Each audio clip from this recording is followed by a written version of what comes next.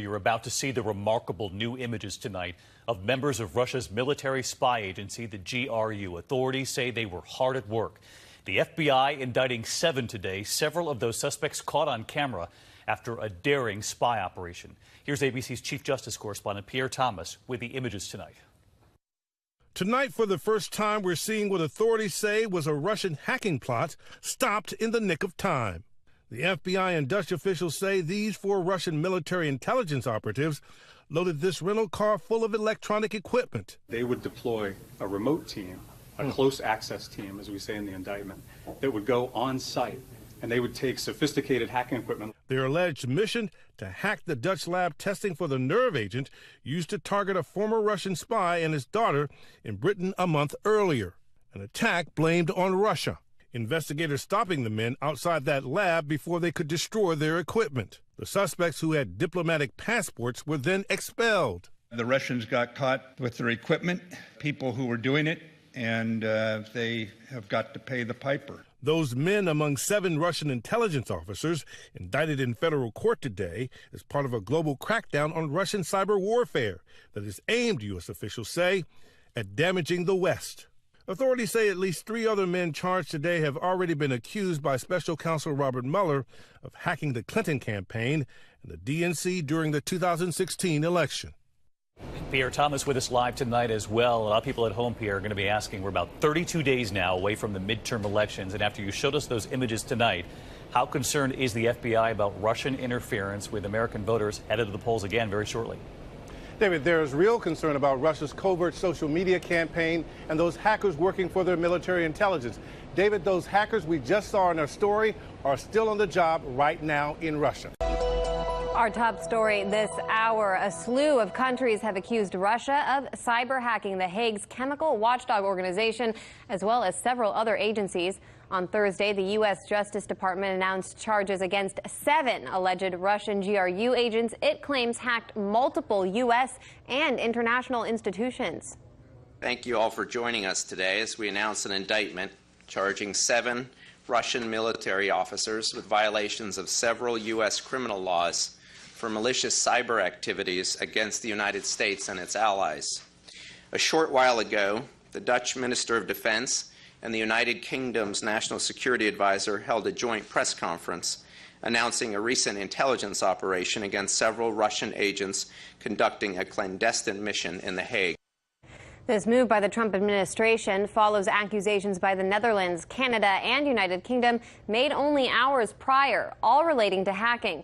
This morning, UK Foreign Minister Gavin Williamson called Russia a pariah state and seemed to foreshadow fresh accusations of Russian cyber attacks would soon be in store. This is not the actions of a great power. This is the actions of a pariah state, and will continue working with allies to isolate them and make them understand they cannot continue to conduct themselves in such a way. Hours later, the Netherlands announced it had identified 4 Russian intelligence agents it claimed targeted the Organization for the Prohibition of Chemical Weapons, or OPCW. Dutch officials said a plot was foiled and the men expelled back in April. Officials also said that Russian hackers tried to access files related to the downing of Malaysia Airlines Flight 17. Why exactly the Dutch decided to make this public today as opposed to back in April seemed unclear until 3 other NATO countries came forward with almost identical accusations nearly simultaneously. Here's what we know. After the Dutch came forward with these accusations, the UK's ambassador to The Hague claimed Russian intelligence officers also hacked the British Foreign Office in March, as well as the Democratic National Committee here in the United States in 2016. The United States charged 7 alleged Russian GRU officers with hacking the OPCW, the U.S. Anti-Doping Agency, the World Anti-Doping Agency, and a Pennsylvania-based nuclear power company. The U.S. also implied Russia carried out a cyber attack against the Swiss chemical lab, which analyzed samples in the Skripal poisoning case. Canada added its voice to the chorus of anti-Russia sentiment, saying it has high confidence in its allies. Meanwhile, Russia's ambassador to the UK tells RT the Russian government offered former Foreign Secretary Boris Johnson full cooperation with investigations into hacking. Sergei Lavrov, Russian foreign minister, offered him to have a consultations on the cybersecurity, and he said that if you have any questions in connection with the alleged Russian activity, we can put the specialists from 2 countries, sit down on the table, and discuss professionally what are the concerns of the British side. The British refused to do this, and instead of that, they launched reckless attacks on us without any evidence. With Russian hacking in question, we're joined now by Executive Director of the Ron Paul Institute, Daniel McAdams. Welcome to In Question, Daniel. These charges seem obviously coordinated. Why do you think this is happening now?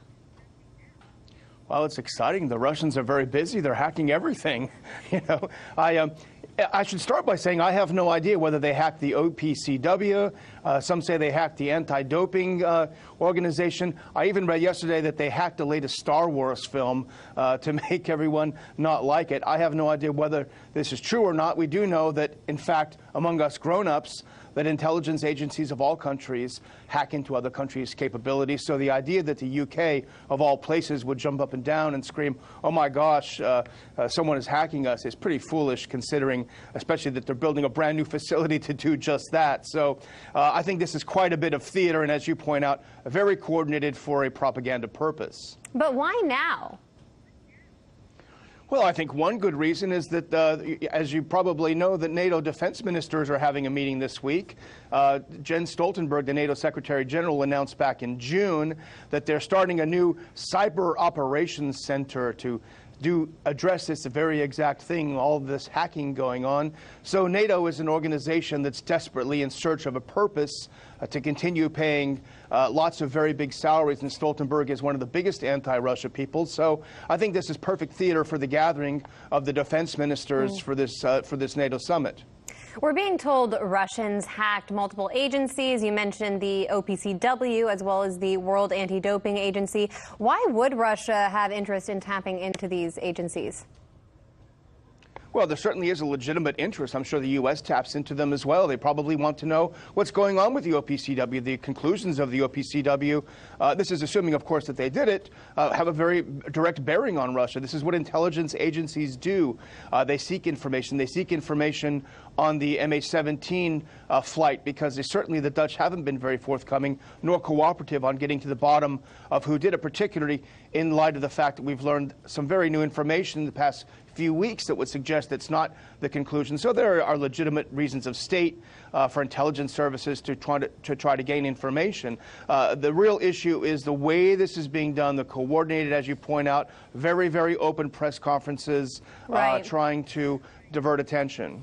Do you think they're serious about taking on the issue of cybersecurity, these NATO defense ministers? And if they were, what should they do? Well, it's a great jobs program, and NATO, again, as someone once said at the end of the Cold War, NATO has to go out of theater or go out of business, and that is indeed the case. So they've identified a new shiny object to justify lots more defense spending, and that certainly is the case. Obviously, NATO should go out of business, as did the Warsaw Pact at the end of the Cold War. It has no purpose for continuing to exist other than to create problems that it pretends to solve. We're going to leave it there for now. Executive Director of the Ron Paul Institute, Daniel McAdams, always a pleasure. Hope to talk to you soon again.